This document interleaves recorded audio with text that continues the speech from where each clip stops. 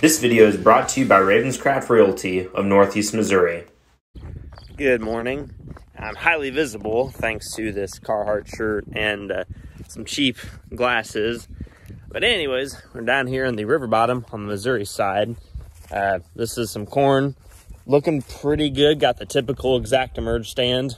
Pretty happy. And I also have my sweet corn down here. I guess it's not mine. It's custom work that I do for free. So is it really custom work, or am I just being a good neighbor? So here's the sweet corn.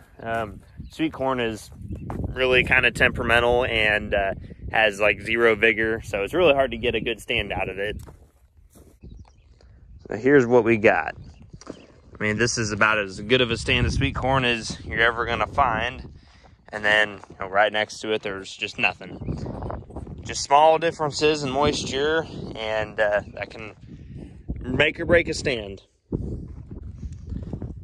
These are just end rows, but the seed spacing on the ExactEmerge is always very, very close, and there's very rarely a skip or a double.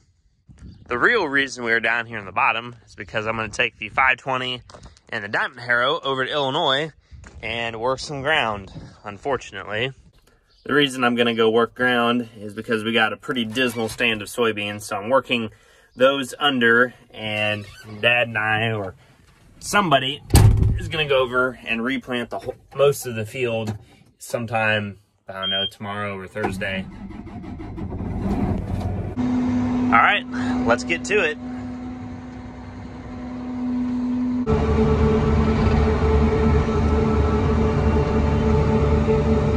The river is still pretty high.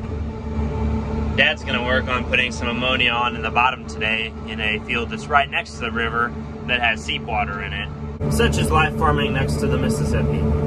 And also, the place that I was going is only like 3 miles away from the place I was as the crow flies. Unfortunately, there is a 1.5 mile wide river blocking my straight path. So that's not an option. So cross the bridge it is. If you're wondering why we are replanting this farm, well, there's supposed to be beans here in 15-inch rows, and there are almost none. Down there on the south ridge, I mean, there's plenty, but just gonna have to replant most of this place. Okay, here's a little bit closer look at what we are dealing with. At first glance, there appears to be no beans here, but when you look down closer, these sons of guns are still coming up. So we had to rip this spring. Yeah, spring ripping is a big no-no. Don't do it. And this is how it worked down. And it's hard and dry. We really need to wait for a rain and come and work it right after it rains to get these clods to break down. So here's more beans that are just starting to come up. And there's just not enough of them out here to make a usable stand, but they are here. I ran over the areas where Grandpa used the scraper first, and now I'm just running it over everything at the 3-degree angle to the row. So you may not be able to see it on the video, but there are beans still coming up, but it will be so uneven that we're just better off starting over. Closer to the levee, I left an area that looks like this, so that we kind of see, okay, what would we have been better off doing in a scenario like that? So for the future, if we have something like this happen where we've got a really uneven emergence, maybe we can glean some information from my test over there. Okay, that job is done. As usual, Diamond Harrow, pretty dusty, but this looks a lot better. And this is the area that I talked about with the uneven stand. It's not too big of a spot, so we can just test out and see what'll happen.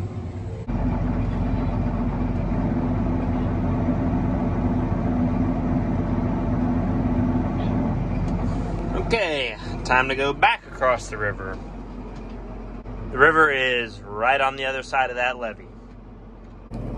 And that is why there's a couple CP spots back over there that had some water standing in them. We're also ammonia today. field here by the levee in the bottom. Most of the water's gone out of the field, but yeah, some low spots still pretty heavy. It's been 3 weeks since we used this. And tried to unhook the tank. Couplers froze up, tapped on with a hammer, broke it. Now I'm waiting on parts. What a way to start the day off. Oh, and my air conditioner doesn't work in the 510. And it's warm. Great. This morning we are moving the sprayer and all the other things over here to Illinois so the grandpa can spray our bean ground, which, as you can tell, there's some grass and some other mysterious bits of metal out here. But anyways, I thought I'd show you how far along beans are over here versus on the Missouri side. So the emergence out here is kind of uneven. This is a bad example right here, but this is what I mean by uneven. Just like the piece we were in yesterday, these beans have not been up that long. These have been up for a decent while, and then others out here further into the field where the soil has had some moisture in it. There used to be a concrete pad here and some bins over there, but these beans are pretty far along. I mean, you can see over on that ridge, they're not super far away from closing the row.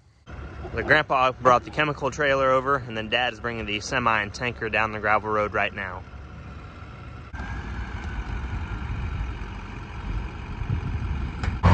Going across the river again. I've got a water tank behind me with about 1,000 gallons in it. Grandpa was gonna be just a little bit short on water, so this is a lot easier solution than taking the tanker back and filling it up again.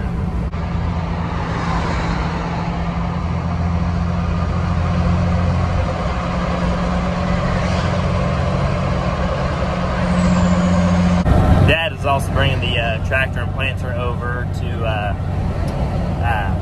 replant the ground that I worked up yesterday, and that was him going on the off-ramp.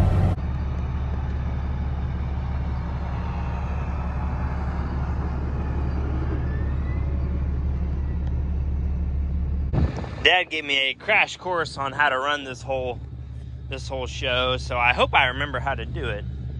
Let's see, turn the choke on, fuel's on, give her some throttle, and uh-oh. Okay, I think I got it. Let's see if the water is going down. Aha, I think it is. Correction, now it is going down. Ah, the disrespect.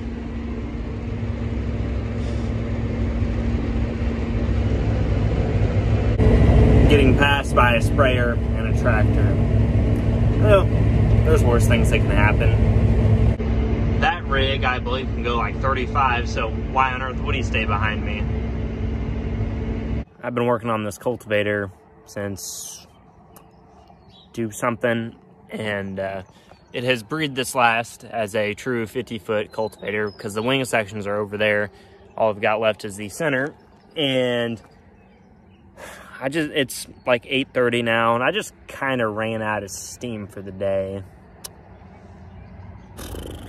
Well, I'm gonna try and clean up what I got out here and throw these shanks and some other things on my trailer, and then I think it's time to call it a day. Of course, I'm gonna be out of light here in about 25 minutes, so I need to get a move on.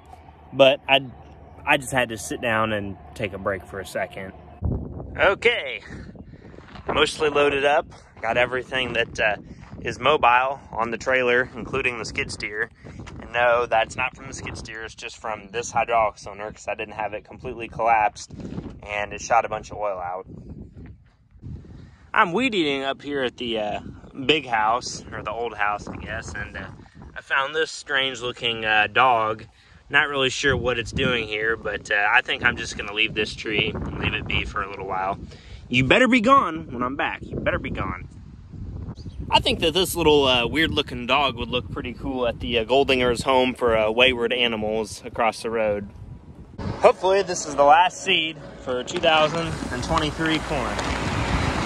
filling up with bags right now because I've got 60 acres left and don't want to use a part of a Pro Box for that much. Dad's gonna finish up this farm and then we'll be done with corn for the year.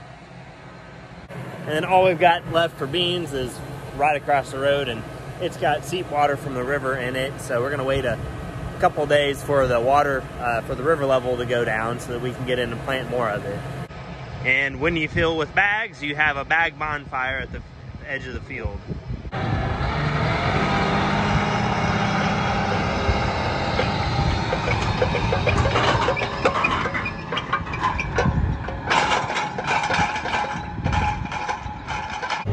It's my last day of corn planting. Got dirt in the window. I haven't planted any corn for 3 weeks. We are down here, some fields by the river. You can tell there's still a fair amount of seep water. We decided it was it's the end of May. Can't wait forever. River's right over there. Some more water out there. Put anhydrous on this field Tuesday. I worked it yesterday. It's actually dried out quite a bit from where it was at Tuesday. But again, it's the 26th of May. It's time to get the corn done.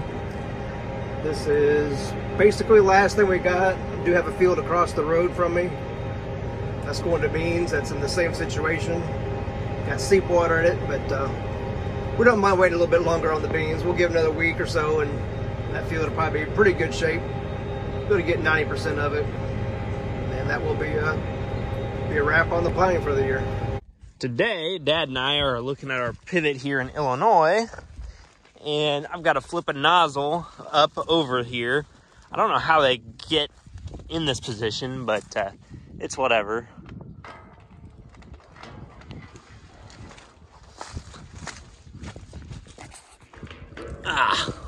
There we go. This corn here was planted later than some of our stuff in Missouri, and it's still further along. This ground's a little bit sandier, so that's why we've got a pivot on it. If you have irrigation, you know this is not something that you want to see. Not a big deal. The band over there just slipped off, so I'll tighten it up and try again. It's very, very, very wet right here. I'm thoughtfully reflecting tonight.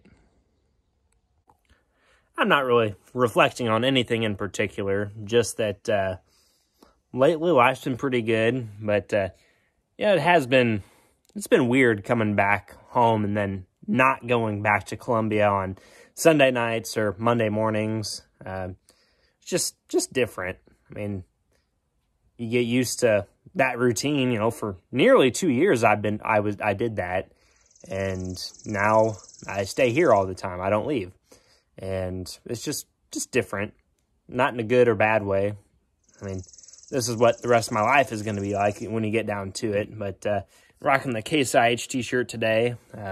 Had some high school graduation parties to go to the past 2 days. Finished up corn yesterday. Going to work on my field cultivator tomorrow. But for now, I'm just kind of enjoying the peace and quiet. I was doing my inspection of this property again, and little man over there was hanging out again. And I wonder if he lost his mom. This is the second day in a row that that little fawn's been hanging out up here. And that's usually not normal. He's standing right in there. That down there is probably that little deer's mom. Dad and I are doing more fun pivot things in the bottom with the mysterious tool that we unsure of the origin of. We're on one of our heavier gumbo fields where this irrigation really helps out. We're going along flipping nozzles over that have somehow gotten over, and well, I don't think we have any more left, but trust me, they weren't right. And this is a lot better than walking up. There's two of them. I'll show you the little process here.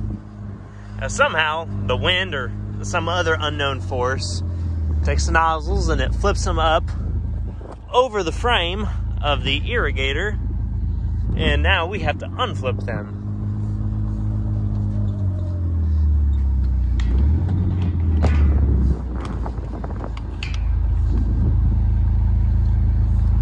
watch your head too. Now we are opening and closing these two valves here to direct water out to the pivot that's in the middle of the field and away from this half swing here at the side of the field.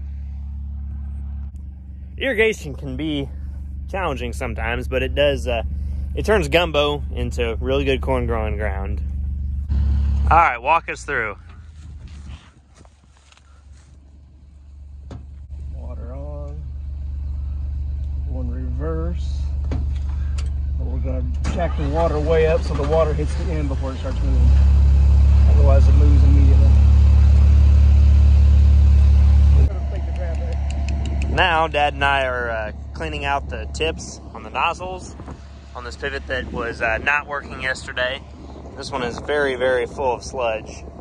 Oh yeah, this is the ultimate Illinois tractor. I say that because it's the lowest lighting package, because in Illinois, you don't need to turn your lights on. And B, the rims are really, really yellow.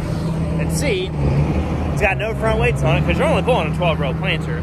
And D, what was D? Oh yeah, chrome straight pipe. So there you go, ultimate Illinois tractor.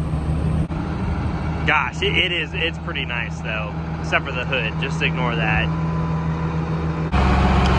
We got the mower hooked up because we need to go cut some wheat tomorrow.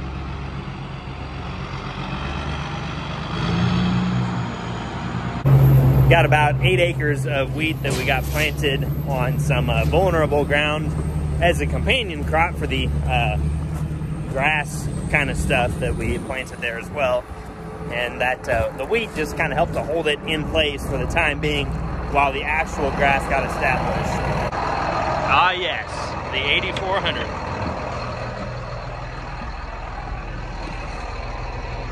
Okay, let's do some tractor action. So yeah, I wasn't lying when I said I was gonna go cut wheat. This area here was covered with trees, and this is the wheat that we planted last fall. And there's other stuff growing here that is not wheat, that's good grass. So we went from having a bunch of trees, which is deer habitat, to now grass, which is gonna be bird habitat. See, there's plenty of deer habitat all around, like right over there, but there's not actually that much like wide open grass areas. I mean, okay, yeah, hay, but that's gonna get cut 3-4 times a year sometimes. This is gonna get cut one time. And just needed to mulch up the wheat because the heads are in the dough stage, and if we let it go much longer, it was gonna actually put on grain, and then there would be a lot of seed out here, and don't really want to get the combine out for 8 acres of wheat. But man, this tractor does look good. It just needs more weights. The straight pipe sounds pretty good, but when you're in the cab for a while, it starts to get a little bit of a drone to it.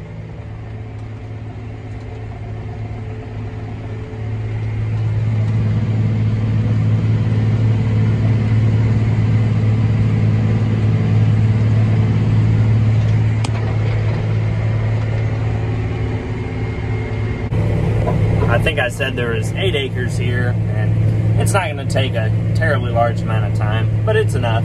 I needed some tractor therapy anyways. Yeah, Chase over there doing a little mowing. Got this wheat we planted here. We cleaned all this ditch all off. Got wheat and some Timothy out with it. So we're mowing the wheat off. So the Timothy can take over. Longer term goal is to try and get some native grasses established out here. But use wheat as a carrier. Something to hold the soil. Wait till he gets a little bit closer. Got the 8230 out there, and the 20-foot brush hog.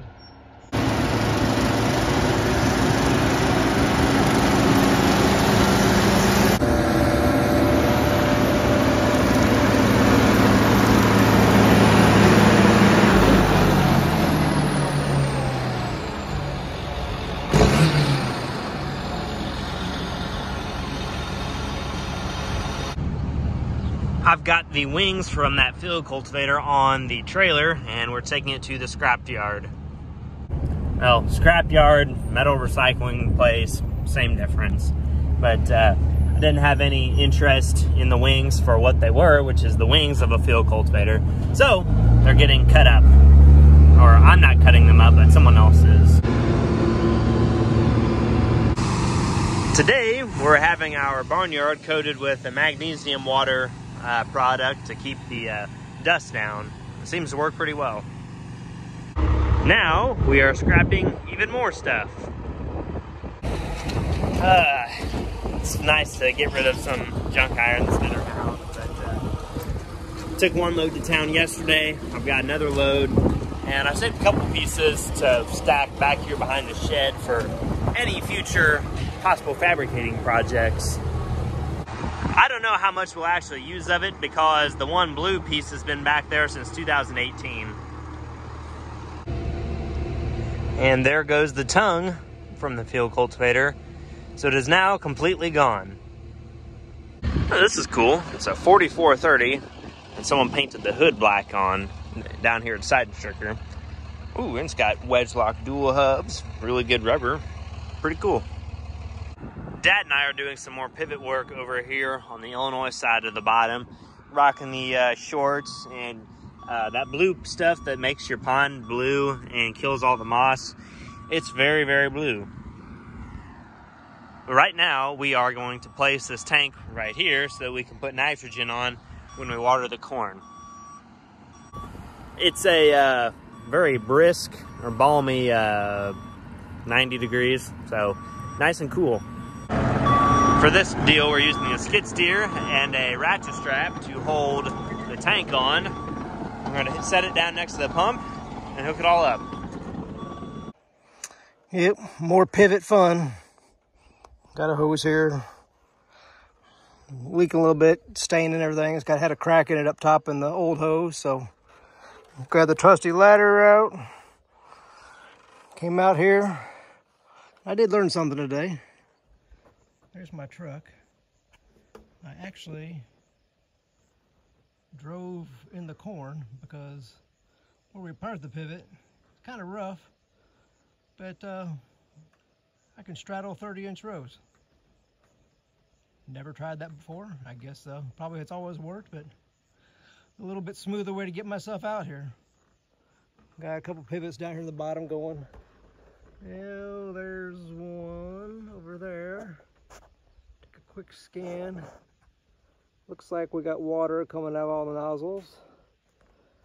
A couple more down there. One right there, and got one in Illinois. So, plenty to keep up with. So that field cultivator is now a done deal. It's completely gone. Fellow that he was from Vandalia. He bought, you know, everything else that wasn't sold already, and just got him loaded up and sent his way home. And now I'm on my way to Paris, lands unknown, for an auction. I'm not going to tell you what's there, but you'll know by next video if I do anything silly or not. So that's it for this one, and I'll catch you guys on the next one. You know, thanks for watching, and see you later.